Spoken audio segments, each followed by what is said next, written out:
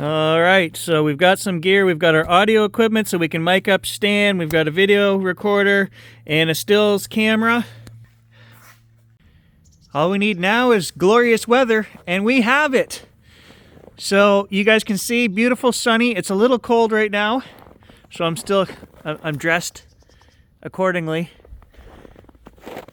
And I think we have a little bit too much snow still to find foundations, but we're going to try. Stan wants to go for a hike today with two things in mind. We're going to hike in behind the pits, which is Voyageur routes, but there were turn-of-the-century homesteads in there.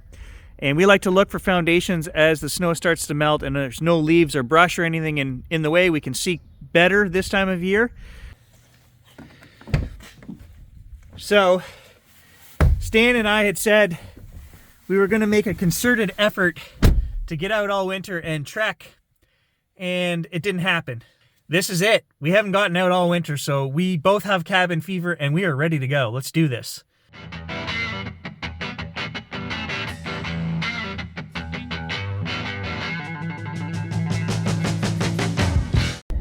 Well, starting to warm up, -6.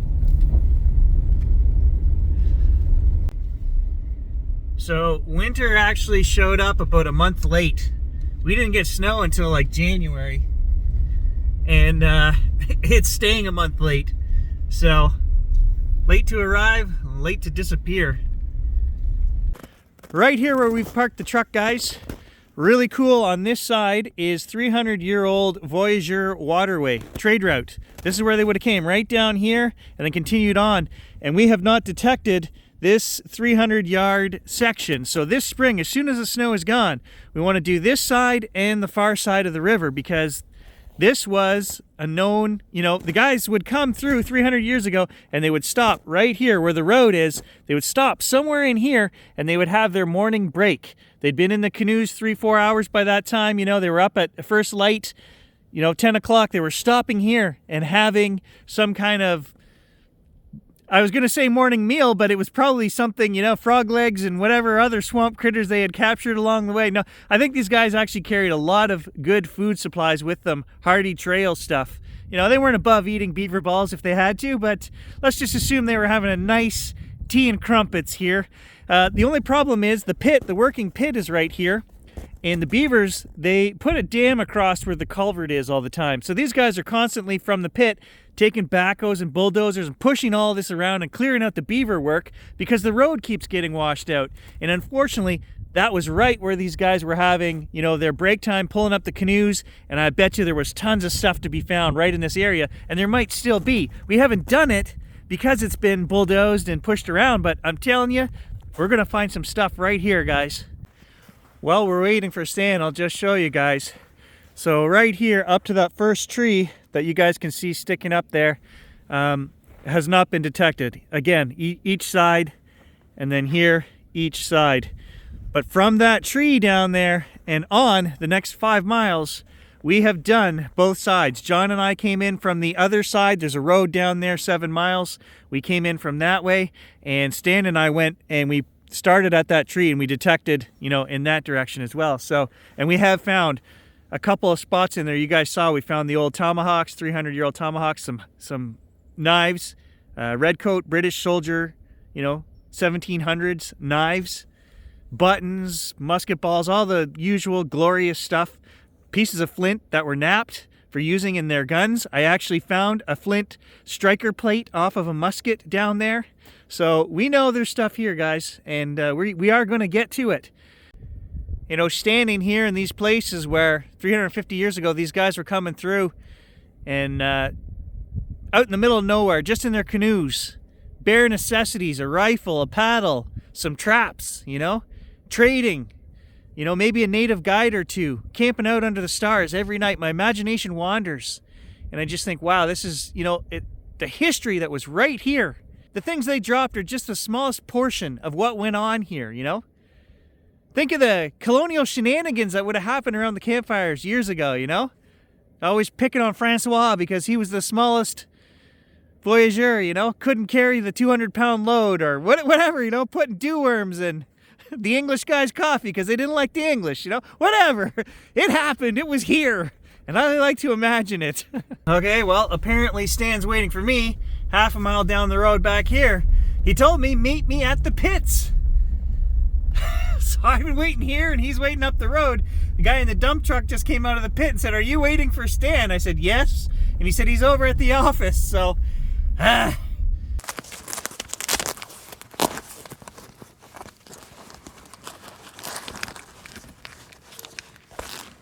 All right, I found him and I got him mic'd up. Say something funny, Stan. Something funny? All right, his mic's working and so is his sense of humor. Let's do this.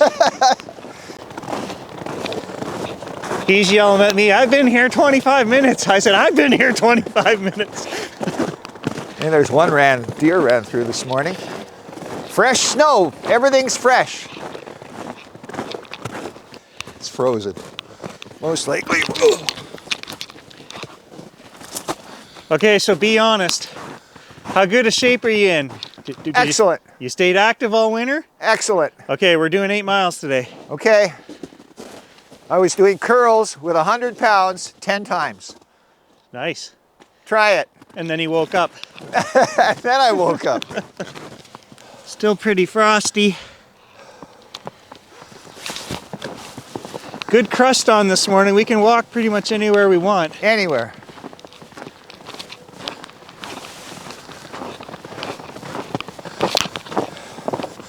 Hey, totally fresh fox. Yep. See that bank? It's detectable. It seems very awkward to me doing this because now I don't have to repeat everything you say. Less editing for Gary. Well, actually, maybe more. He does curse a lot. Super fresh. What do we got? Deer? Super fresh. Oh, wolf. Wolf looks like a runner, buddy. Tailless dragon. That's a wolf. It was an old gravel pit. From old gravel pits the development of the area at its earliest point. Turn of the century, which are worth detecting because guys would have had tools and knives and coins and... Go in there and check it out. Well, maybe we should if the crust is still hard on the way back. Well, the crust isn't going to do anything but soften up, so try it out, my friend. No, not right now. The moose are up here. And we're going he's for moose. Determined. I told you guys, he's determined to find moose this morning. See, that's a moose track right there. Yeah, absolutely. Old one, but that's a moose track. All right, Stan's guiding the moose hunter to the moose. Let's get this on film. I brought my still camera here, Stan, so we can take some photos if there's one out there. If there's any homesteads on here, there's one right in here. There's an open field. Okay. It's just up the bank from the highway. And I think somebody tried to have a settlement there because I did find old boards and stuff years ago when I was in there. Worth coming back and checking out. Detectors. Yeah. You're gonna buy a new one? Is that where this is going? I keep thinking about it, Gary, but when I look, I watch the videos and I see guys with Deuses and 900s and Manticores. They're still digging garbage and they're still playing with mostly 6-inch targets that any cheap detector will find. Absolutely, I agree. You don't need to pay double the price for 1 horsepower more. No, your Simplex will find anything that my Legend or my Knox will find. And that's all I'm into, buddy. I don't need to, and even those good machines that allegedly have better discrimination still make thousands of mistakes. Yes, I agree. So what's the point in spending big money on a big ass detector? No, the old Garrett AT Pro and your Simplex, which will find about the same kinds of things. 10 inches, that's all you need. That's all you need. I prefer you not spending my inheritance anyway, Stan. I was going to talk to you about that, Gary. Should I shut the camera off? My current off? executor is my age, and like he's in much worse health, and I need a new executor. All right, I'm shutting the camera off, guys. You heard it. All right, we're getting in here now. We brought you guys in here last year. This is the route into the stone building that we detected last spring from the 1920s. it's probably what, 2 miles ahead of us still here, Stan? Yeah.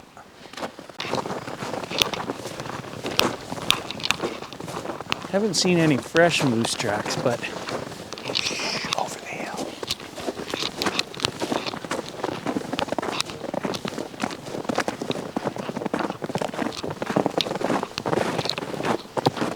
yeah, he's shushing me. That's what that guy's looking for. 2 wolves.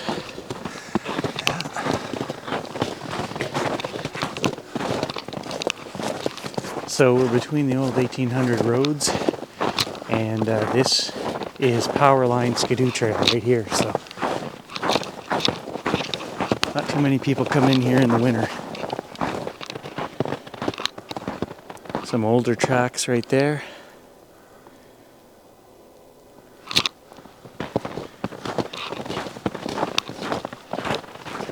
Stan, did you bring a lasso? No lasso, Gary, no. What are you gonna do? Take him down with my bare hands, headlock. You hold him down, I'll take his picture. Squirrel, you found a squirrel. No, I'm just seeing the big things, and there's a tag on the tree behind you. Obviously not fresh because No, not fresh. They're not the fresh. animals don't have antlers right now, but that's definitely last fall. Hey, we were here a little later last year. That's a nice buck scrape right there. Yeah. Oh, another one.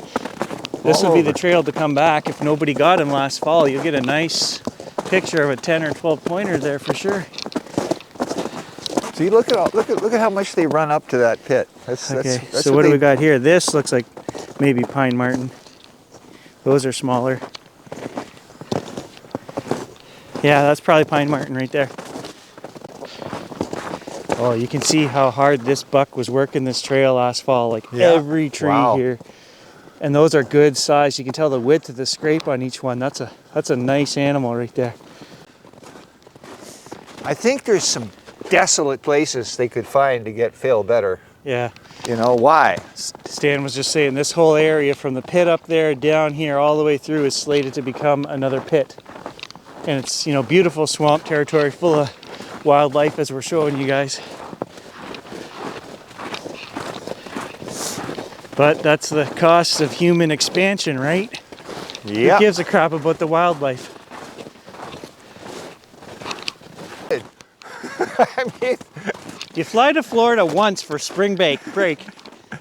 no, I'm not, Gary. You're going to do it along with a million other people and the state of emergency in Florida because of all the unruly, bad kids. I wasn't part of that crowd, Stan. I will stand by that. A couple of beers, that was it. And guess what? Most of them flew there to get drunk and party. That's a waste. That's hedonism. That disturbs the environment. It disturbs other people. So they've had, no, Gary, we got to reel it in. I understand that, Stan, but I'm a realist, and I also understand that whether Gary flies once a year or not, there are, you know, No, Gary 200,000 specifically, planes that no. are still flying. But all the Garys have got to stop flying. All You'll the never get all the snowbirds. Garys. No. So we have detected all of that side down there, the far side, and with great success. We've shown you guys some great stuff come out of there. It's very hard to get here when the ground is not frozen. This was a walk in the park, eh, Stan? Yeah. But you try to come here in the spring, Oh, no, it ain't happening. or let alone when bug season starts. Ha, good luck. Okay, this coast looks wetter, deeper. That coast looks drier. I'm not going down the middle. But our portage dig, Yeah. you see the white bare patch on the Yeah, left? it's right across It's from right it. across from it. And where I want to go check for the Indian Trail, coming from the old house, which is straight down the power line we came by, it's just over the hill. Yeah. So if the crust is hard, we're going to look for an old native trail, like I described to you on Facebook. Yep. Well, I can see open water right there. Yeah, over there, so yeah. Over there, it's cool, buddy. Just We're over be here. careful. It's that time See, of year. something was running from here. You can see the old, Yeah. it's a watering hole. Yeah. Well, Tracks out we of could be standing on the next watering hole. Oh, you'd hear it, buddy. It's no more than a foot or two deep. It's probably frozen right to the bottom. That's the old channel. Yeah, that's the main 15-foot wide canoe route right there. But there's water out here, and you might be surprised how deep the mud is. Oh, it's not bad yet, buddy. You'd hear it. You'd hear it crunching. You'd hear it about to go. There's your creek right there. I'll stay close to the edge. You know if there's reeds growing, you know if there's reeds growing. This reed approves, stay over this here. reed approves. Just show you guys the edge of the swamp here. We've talked about it before. It always starts to melt closest to shore first, and that's radiant heat from the ground. So you can see it's open right there. There's a little bit of like a, a few millimeters of ice on top, but it's open. So when you get out onto the frozen water, you want to get away from shore, 10, 15 feet. And then you got to stay away from moving water, which is out there in the middle. So you got to kind of be in between. And you got to know what you're doing because it's very dangerous out here, especially this time of year. I got into the wife's baking chocolate chips the other day, and I made the mistake of telling Stan that. Now he's making fun of me. See, that again is more hedonism, where you can't control. I'm not going to win today. I'm the meaning of the word, mess, buddy. guys. It means enjoying your pleasures too much. Which leads to... You guys want to talk about my sex life next? Come on. No, I know what that is. You're a middle-aged man with 2 teenage children. Yeah, unless you're exceptionally lucky, that'll well dried up. Wife works 90-hour weeks. Yeah, we're not fooling anybody. Doesn't matter who goes first. The other guy's still got to go out there and save his ass.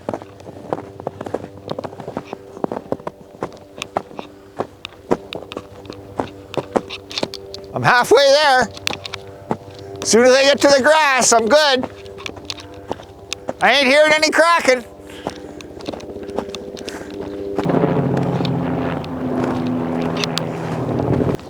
You can see right here, so I'm standing in the middle.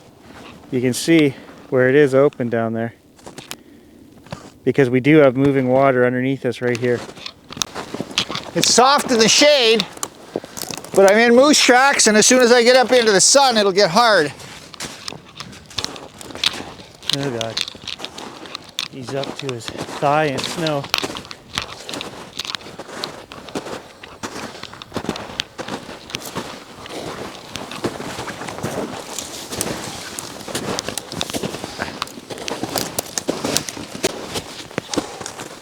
Ooh.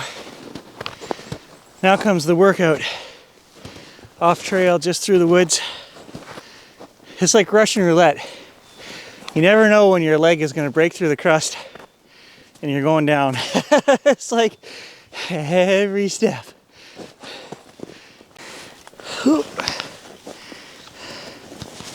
There he is, he made it. Well, I made it.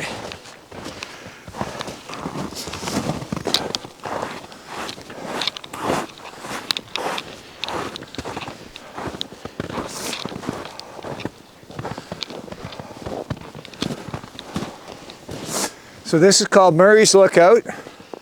It's named after Murray Leatherdale, the guy who wrote the early archaeology books and history books about the North Bay area, Murray Leatherdale. I talked about him in this morning's video that I posted. Yeah, this is his hill.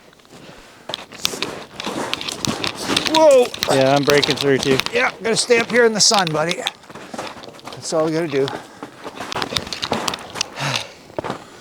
I'm not sure why or how he always manages to talk me into this going off trail. Ooh, we are where the moose roam, and it's becoming work. This is all part of his mastermind to get in shape for the season, I think. Man, if I was 15 pounds lighter right now, I probably wouldn't be breaking through at all.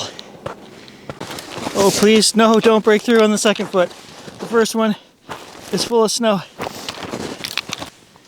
Oh yeah, my boot's still full. Damn. I just broke through back there. Ah! God damn it.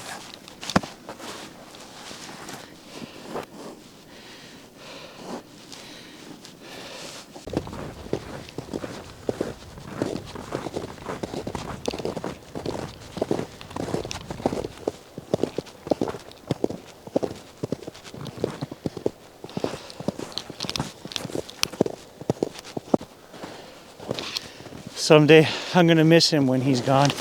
Oh, because I'll tell you, I won't be coming out here to do this by myself. That's for sure. Oh.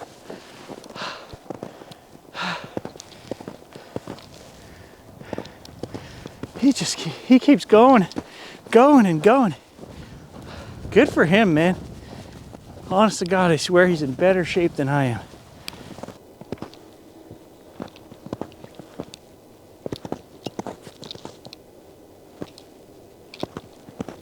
I'm getting smart in my old age, so I've come 300 yards here through the soft stuff again, and I yelled to Stan, okay, I'm going back to the power line. I'm like, let's go. And he said, no, I'm going to find this one last pond. And I told him, you go ahead, I'm gonna wait here. And he's been gone 15 minutes. So this is the thing with Stan, right? It's always 100 yards, but it's never 100 yards. We're getting out just about the right time. Man down. That's way down. Put your leg in there. Yeah, I saw. I was hoping to get you while you were up to your neck, but you got out pretty quick.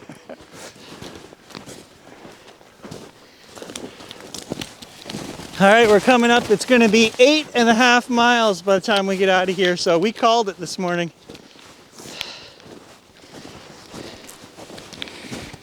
Pretty good.